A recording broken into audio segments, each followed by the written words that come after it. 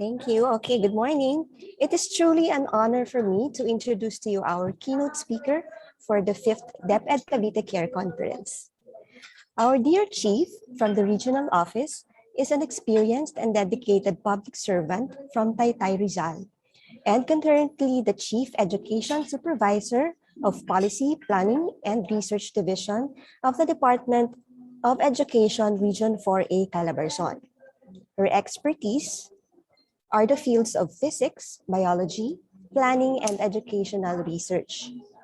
She finished her education for Bachelor of Education, Secondary Education major in General Science at St. Louis University, Baguio City, complied with the academic requirements in Master of Arts in Teaching major in Biology at Isabela State University, graduated from her Masters of Arts in Education major in Physics at De La Salle University, Taft Avenue, Manila, under the scholarship program of the National Educators Academy of the Philippines in partnership with the De La Salle University. And she earned her Doctor of Philosophy major in Educational Management at the University of Rizal System, Morong, Rizal.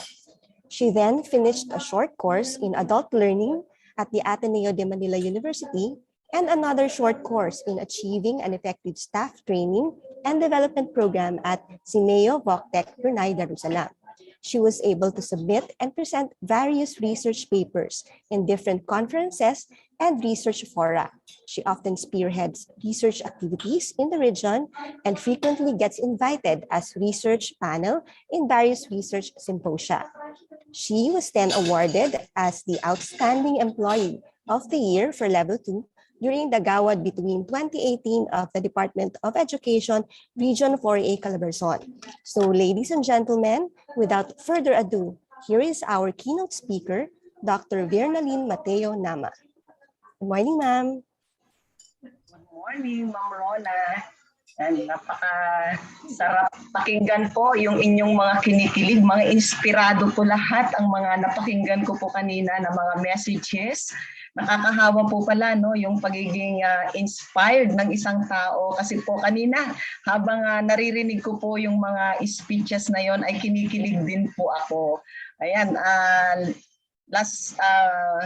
parang last week yata sabi ni Ma'am Mayan, if I can give a message for this CareCon, sabi ko pwede bang video ang aking ipapadala?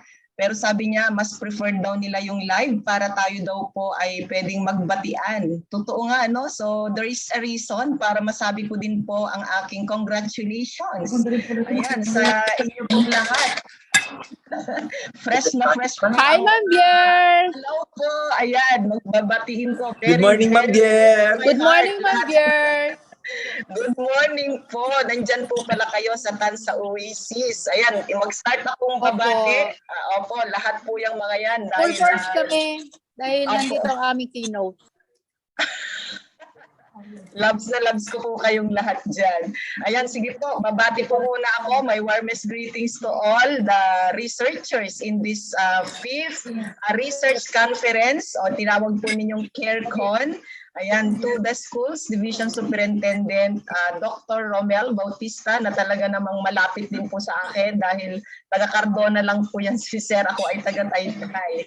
Parehas po kaming from Rizal.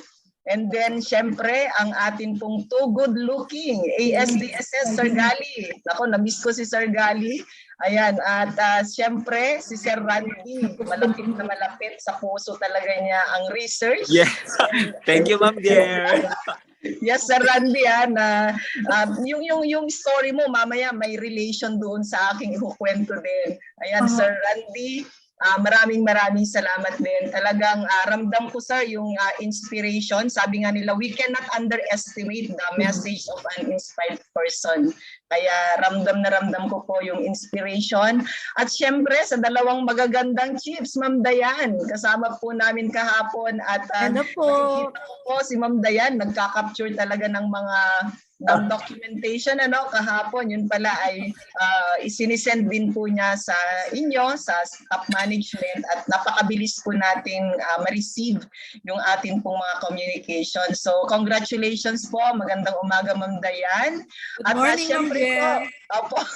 At Ma'am LP, ayan talaga si Ma'am LP. Yes, Namimiss ko ang morning. atin pong lakbayan, Ma'am LP, dyan sa Tanza Oasis. Kung face-to-face Opo. ito, pupunta ako dyan. Nandito kami, Ma'am Bier. Nandito kami kasi ito ang nagpapapanalo sa amin eh. Kaya nga, at saka siyempre, amazed na amazed po ako, Ma'am LP, your support to SGOD. Bihira, ewan ko kung this is very unique or dapat ito ay gayahin ng ibang mga SDOs din, yung partnership po ninyo. Biruin niyo po yan, 100% ng atin pong CID ay nandyan ang kanilang support. O syempre, kasi diyan kami magwawagi. With the kind of SDOD team na mayroon kami diyan, magwawagi ang CID. Wow, Kaya talaga talagang naman. Yan ang namimiss ko po dyan sa Cavite. Opo, ayan. So, yun, kinikilig po ako habang mula sa simula po, hindi ako umalis. Kahit may mga sabay-sabay po na activity po ang regional office, meron po kami CI, may yung atin pong face-to-face coordination with the SDO din. Alam yan ni Sir Randy din. Ayan, kumukuha po kami ngayon ng mga data at meron din po tayong FGD sa central office. Pero alam ko po, anong naririnig ko na po kayo, sabi ko hindi ako aalis dito. I want to be inspired also. And I want to share also inspiration to all of you. Ayan, so ganun din po, pagbati sa mga organizers, sa ating focal person, ang napakaganda syempre, ang ating team leader po ngayon, si Ma'am May Ann, na talagang inspired sa kanyang mga natanggap na receive na mga awards. At biruin niyo po yung dalawang first, may second, and then 100% pa kayo dun sa encoding ng ating beginning of the school year. Kasi kapartner talaga natin din dyan ang ating mga taga-planning. At syempre, yung award na na-receive po ng atin pong mga SDS, binigyan po natin ng award ang ating mga ASDS, ang atin pong mga HEPE, ganun din po yung ating planning at saka sa research, yung kanilang Data Analytics Expert Award. Ayan, so kahapon po ay tuwang-tuwa po kami, although virtual lang po yung naganap na awarding, pero nakita po namin na malaking bagay po pala na hindi naman po, wala naman pong naibigay na cash prize, mabigyan lang ng award. Nakita po namin talagang tuwang-tuwa po ang bawat isa. So doon po namin nakita na napakahalaga po na i-appreciate po natin yung atin pong mga kasamahan, i-appreciate natin ang ating mga kung sino po yung kasama sa trabaho. Ayan, ganun din, most especially sa family po natin, wag natin kakalimutan kasi mahalaga po yung appreciation. Ayan, nakaka-inspire. At kahit virtual, siguro nasanay na tayo, nararamdaman na po natin yung ating mga feelings kahit na naka-virtual po tayo ay talaga namang yan, ramdam na ramdam po natin ang kaligayahan ng bawat isa. Okay, so yun po. I'll start my sharing. I would like to show you this picture. Ayan, gusto kong magpakita ng isang larawan.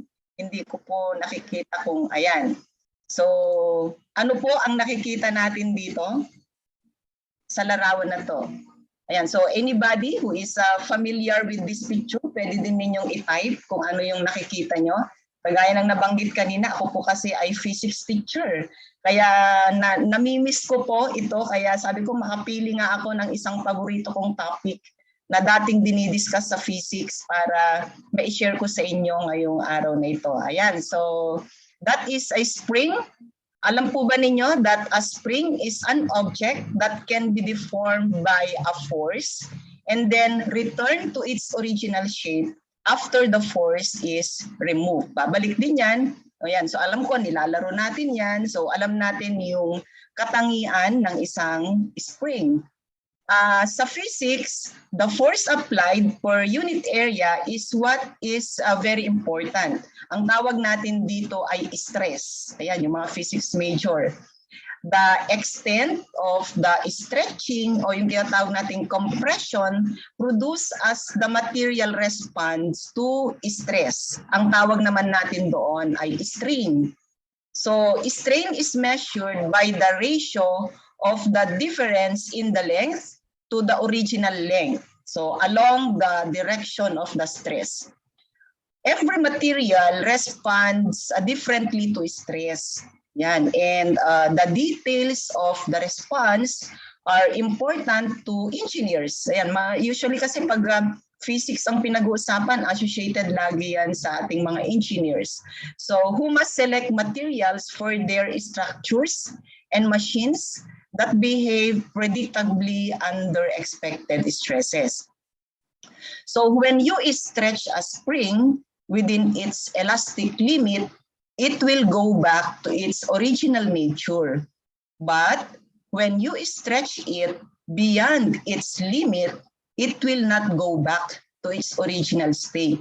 Therefore, you need some reinvention. Ayan, so napakaganda po yung theme po ninyo for this CareCon. Sabi po doon, resilience and reinvention, leading change and innovation amid the pandemic. The characteristic of a spring demonstrates resilience and reinvention. So resilience is the capacity to recover quickly from difficulties. Yan, so nangyayari sa atin ngayon during pandemic, paano ba tayo nagre-recover doon po sa mga difficulties na yon? Especially those who experience yung sakit na naranasan natin because of this pandemic, paano ba kayo nag-recover? Reinvention is the action naman. Ayan, so or a process through which something is changed so much that it appears to be entirely new. Ayan, pag reinvention, pagagandahin. Ayan, so kung ikaw ay nagkasakit, hindi forever na yung magiging itsura mo ay parang may sakit. So after that, you will be able to be renewed. Ayan, so you will be reinvented. So yung spring, ganun ang nangyayari. So nagkaroon siya ng stress, pero you can still return that into its original form. Ayan, for the next slide, I would like to share a story. Ayan, I do not know kung parang related po ito doon siya shinare po kanina ni Sir Randy. Ayan, for my next slide. Okay. So one day, a farmer's donkey fell down into a well. Yun, kanina tiger ang na-share po ni Sir Randy, pero sa akin naman ngayon, I would like to share the story of a donkey. Yan, yung donkey maliit lang siya kaya nalalaglag siya doon sa butas na yon na napakaliit. So this animal cried piteously. Nagmamakaawa siya po ay umiiyak as the farmer tried to figure out what to do. So namong problema ngayon yung kanyang tagapag-alaga, yung farmer na nag-aalaga sa kanya, paano siya ngayon ilabas doon sa butas na yon. And then finally, he decided that the animal was old. Sabi niya, matanda naman na ang animal na to. So he decided to just cover the donkey. Ayan, so tatabunan na lang, matanda naman na siya. So tabunan ko na lang siya ng lupa. So that was the decision of the farmer. So he invited some of his neighbors to come over and help him. So they all grabbed a shovel and began to shovel dirt into the well. So at first, the donkey realized what was happening and cried horribly. So umiiyak siya habang tinatabunan siya ng lupa. Then to everybody's amazement, tumahimik ang donkey. Ayan. Yan, may call lang po ako. Sorry. Okay, so a few shovel loads later, and then the farmer finally locked down the well. At ang nangyari po ay nagulat siya sa nakikita niya. With each shovel, kada merong ibabagsak na lupa doon po sa butas that hit the back of the donkey was doing something amazing. Ayan. Ano kaya ang ginagawa ng donkey? Kadala tatabunan siya ng lupa, meron siyang something na ginagawa. So anong ginagawa po ng donkey? he would shake it off and take a step up.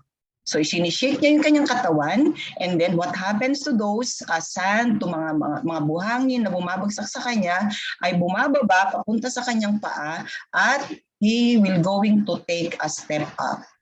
As the farmer's neighbor continued to shovel dirt on top of the animal, he would shake it off and take a step up. Ayan, so pretty soon, everyone was amazed as the donkey stepped up over the edge of the well and happily trotted off. Ayan, so ganun ang nangyari, no? So dahil paulit-ulit, habang tinatabunan siya, mas advantage ngayon yun dahil yun po yung gagamitin niya to step off. So life is going to shovel dirt on you. Yan, kagaya kanina ng lotus, di ba? So napakadumi, madami siya in spite of those dirt around, pero mas lalo siyang nagbo-bloom. So kagaya din sa atin, all kinds of dirt, all kinds of trials or problems in life, the trick to getting out of the well is to shake it off and take a step up. So each of our troubles is a stepping stone. Gamitin natin na life lessons ang mga ito. We can get out of the deepest wells just by not stopping. Wag na tayong mag-stop, wag tayong malungkot. Never give up. Shake it off. Ayan, gawin mong masaya ang buhay, gawin mong positive kung ano po yung naiisip mo, and take a step up. What happened to us in these challenge times are just part of the dirt that is being shown to us. Do something about it and think something new. Reinvent if needed. Yan. So ganun po yung ibig sabihin natin dun sa ating tema. Napakaganda. Okay, yung next slide ko, I do not know if you are familiar with this. So sabi natin sa team, lead the change, create innovations, pero paano? So you are a researcher. Tandaan po natin, mga researcher po tayo, malaki ang magagawa po natin to change the world. Ayan, nakikita niyo po yan. Are you familiar with that? Yung movie na yan, I just watched this movie last Sunday at Netflix. Talaga pong inspired po ako panoorin. It is a very nice movie. So, what I loved in the part of the movie is when Easy, yan, ang pangalan po ng girl ay si Easy. Sabi niya doon, everyone has the ability to create change in their community or in the world. Ayan, si Easy or Isabella, ang tawag sa kanya, or siya, sa totoong buhay siya si Laura Marano. Doon sa movie, she is the owner of a salon and she is a hairdresser. So it was an accident that the prince, ayan, went there because Walter, who is the prince assistant, called a wrong number. Nagkamali siya ng tinawagan at ang natawagan po niya is yung number ni Easy. Ayan, so yung lalaki po dyan, si Mena Mazod, so siya ay isang prinsipe. So he is, ang tawag sa kanya is Prince Thomas. He is a prince in this movie. So panoorin niyo po, ayoko pong maging spoiler, panoorin niyo po siya, napakaganda po niya. Okay, so the royal treatment, yan yung title ng movie, had to navigate the pandemic, which remains a tough time for so many people. So does it feel like a kismet for the movie, which is delightful and very optimistic to be coming out right now? Doon din sa movie, there is a part kasi po doon na nagkaroon ng stargazing itong dalawa.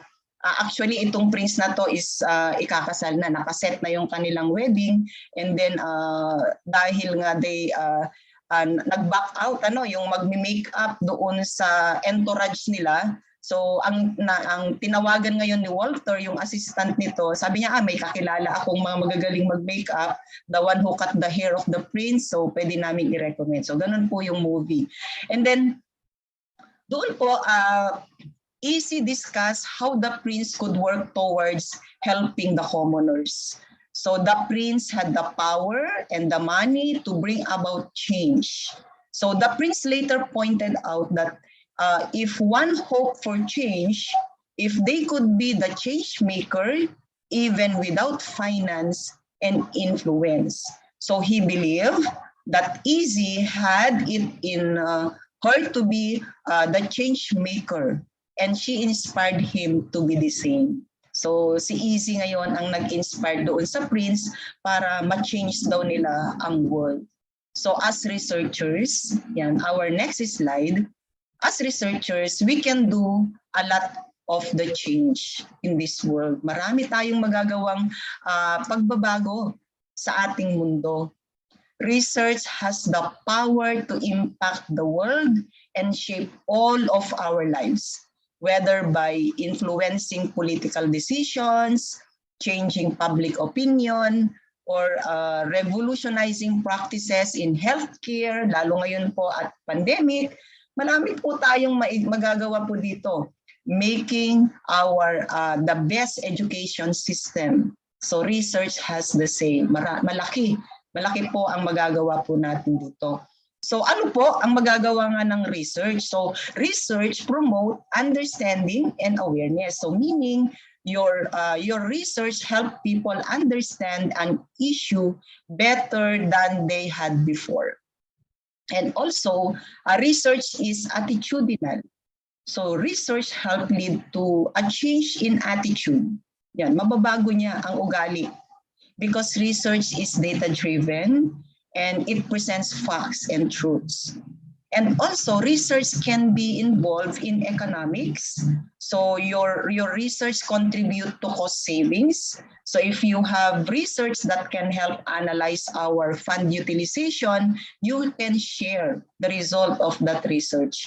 Or it can cost avoided, or increases in revenue, increases in profits, or also in funding.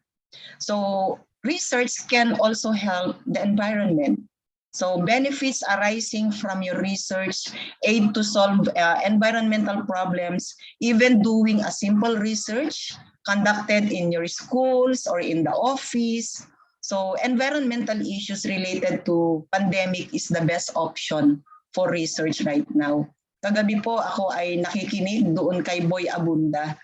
So I really like the questions being asked.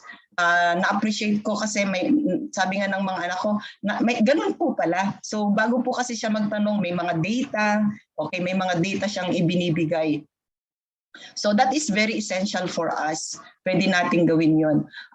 And then health and well-being. Kaya tayo nagre-research because of health and well-being. So your research led to better outcomes for individuals or groups. So this time of pandemic, there are a lot to be discussed, to be observed, to be gathered, and to be analyzed. Meron akong, nag-member ako doon sa DOH, and then DOH na Viber group. And then daily, nakikita ko po yung data ng DOH, and that is very essential for a researcher. So data is available in the website. Simply gather those and make simple analysis. And you can conduct FGD regarding those data. Then you already have that research study. And then it very essential din po ang research sa policy. Ayan, so ang amin pong departamento ay Policy, Planning, and Research Division. So ang aming division. Ayan, so policy, your research contributed to new or amended guidelines or laws sa mga batas. So it can be used for policy assessments and it can be used for policy reviews. So other forms of decision making and also behavioral impacts. Yan ang magagawa ng research sa atin. Pwede din for cultural. So it changes in prevailing values, also attitudes and also beliefs.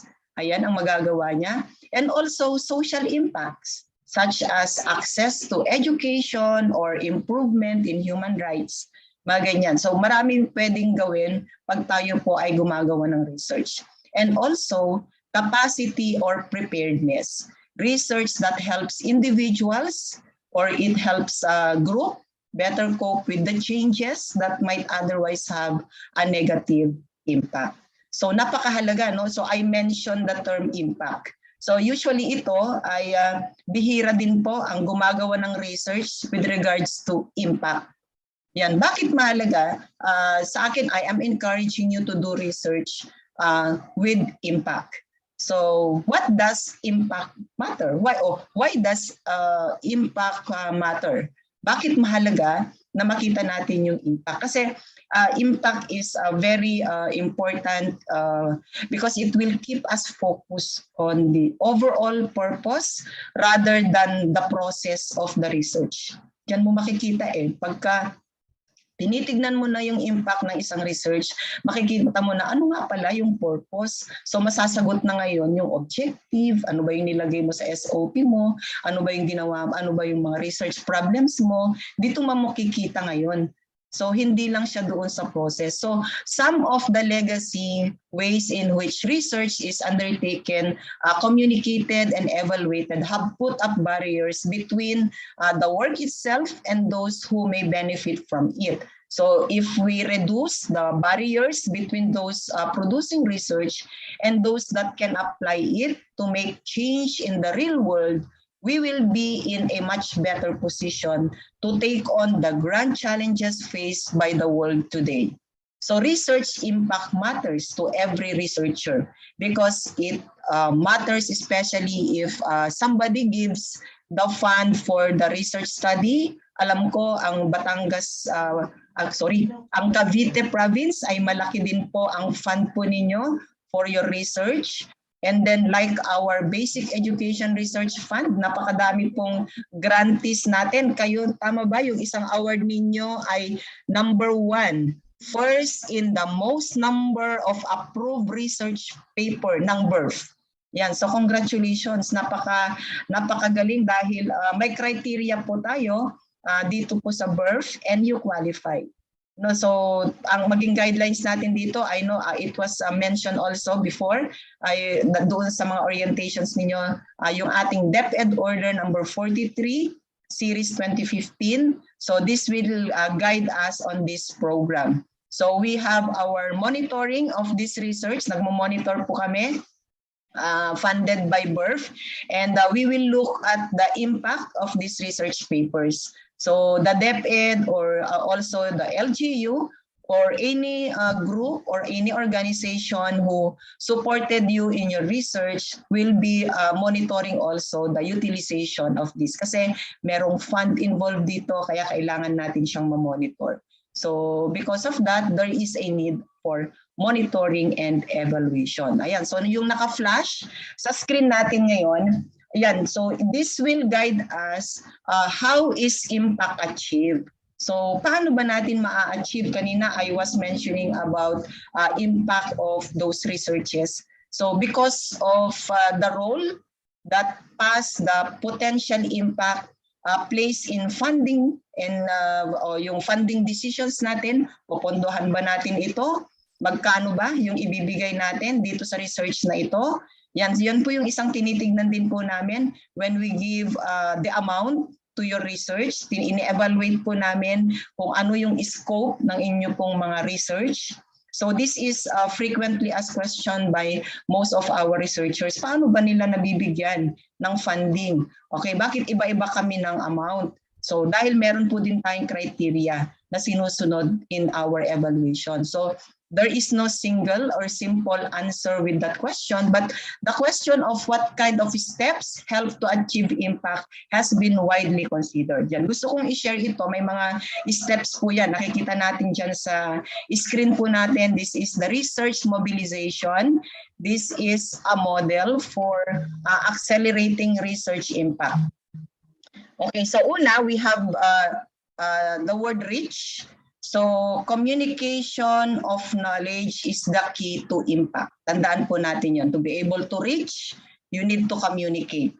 You need to reach the audiences that can best build on or benefit from your work. So pag nagre-research po ba tayo, sino ang nagbe-benefit? Yan. Para kanino? Bakit ka nagre-research? So why we need to reach? Your findings will not be able to deliver any kind of change if no one knows about them. Siyempre naman, no? So hindi magiging fruitful, hindi magiging maayos ito. Sino ba ang nakakaalam? Sino ba yung dapat nating i-reach out? And then another is engage. So you need to interact with those audiences. Yan, kailangan mong i-disseminate din yung result ng iyong research. Whether they are policymakers, whether they are in the industry, or siyempre sila ay mga educators, karamihan sa atin, or maybe our healthcare practitioners, kasi sa division marami din tayong mga healthcare practitioners, or maybe the media or the public.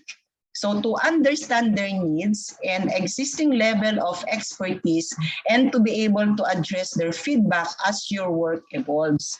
So bakit kailangan nating mag-engage? So your findings will not be able to deliver any kind of beneficiaries or if they cannot understand them. So kailangan nating ma-engage, kailangan po nating ma-explain to them. So we need to engage with our audience. And there another thing is change. So you need to be thinking from early in the research process about the kind of change you want to create. Diba? Doon sa movie, doon po ako doon po ako na kinikilig na part ng movie na marami palang pagbabago, marami kang magagawa kahit wala kang pera. Okay, just like the prince compared to Easy na wala naman siyang pera, but she can change the world. She can change yung kanyang community. Yan, panoorin ninyo.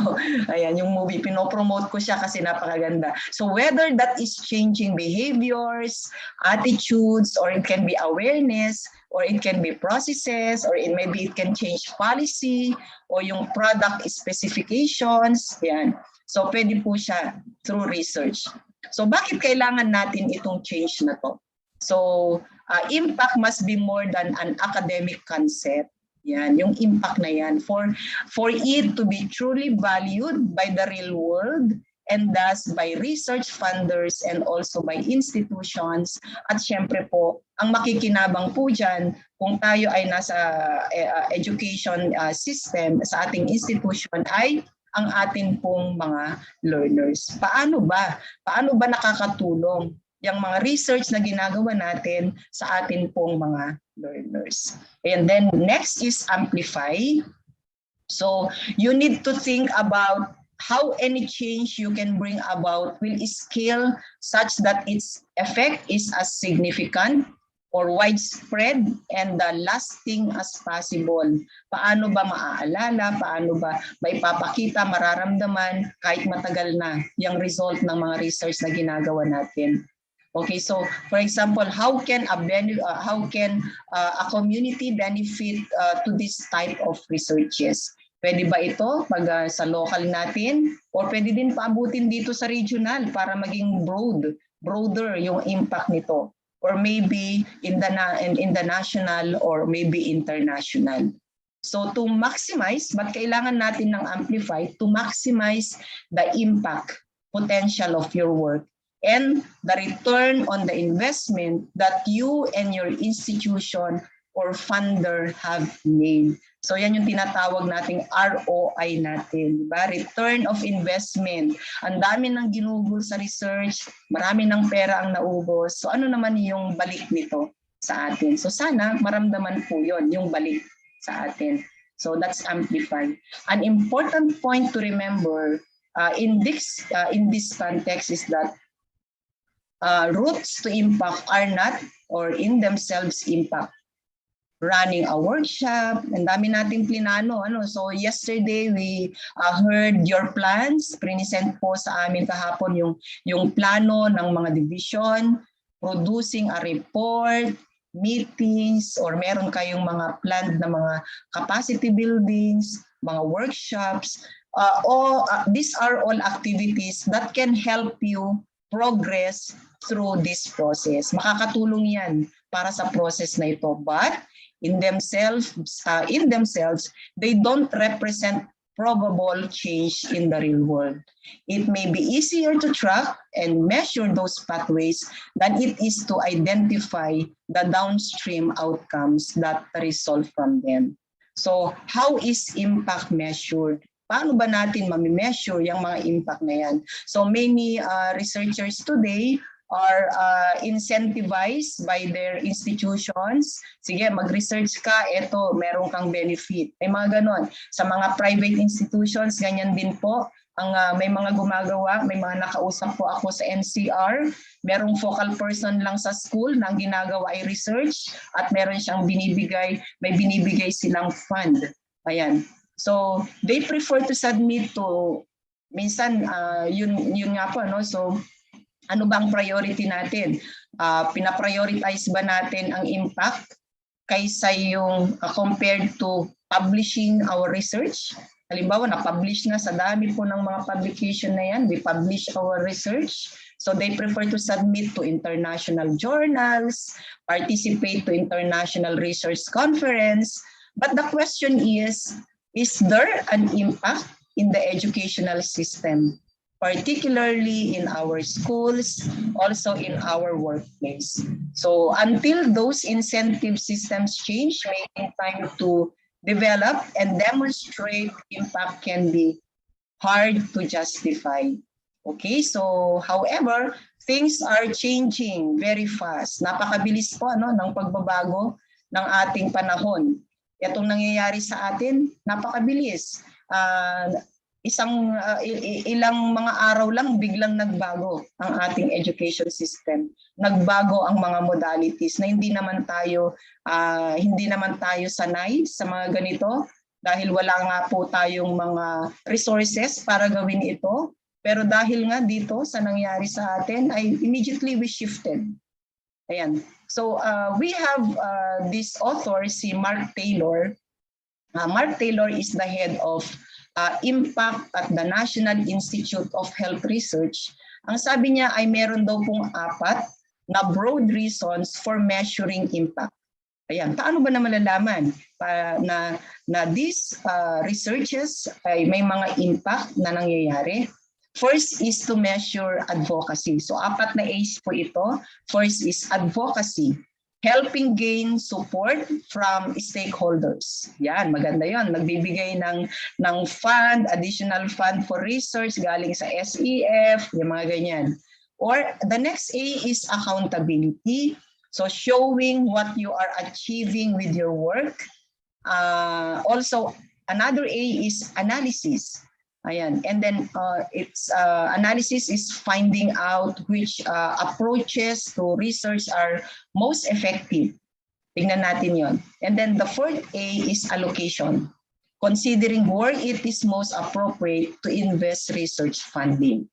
So tandaan lang natin yung 4 na A na yon para makita natin these are the reasons for measuring the impact. Advocacy, accountability, analysis, and allocation. The pandemic did not just change education for one school year. Education will never be the same as it has actually evolved and gotten better. Through innovation, schools were successful in their learning continuity plan despite the challenge times. So hindi lang po pandemic, meron din tayong mga volcanic eruptions at may mga typhoons din tayo na na-experience. So we have to look into the impact of the implementation of this plan. Whatever is the result, we are encouraged to lead for change and innovate for our world, especially for our learners. Okay, so I would like to end my message with this quote. Yan, I would like to share this quote to everybody. Our next slide.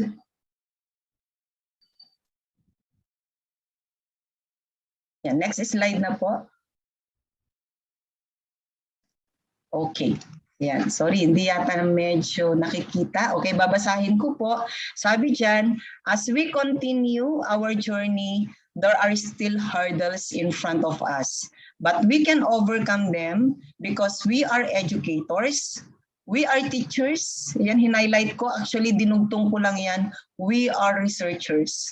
We innovate and we make a difference. Okay, so once again po, congratulations, Cavite researchers. God bless and my warm virtual hugs po to everybody. Thank you very much.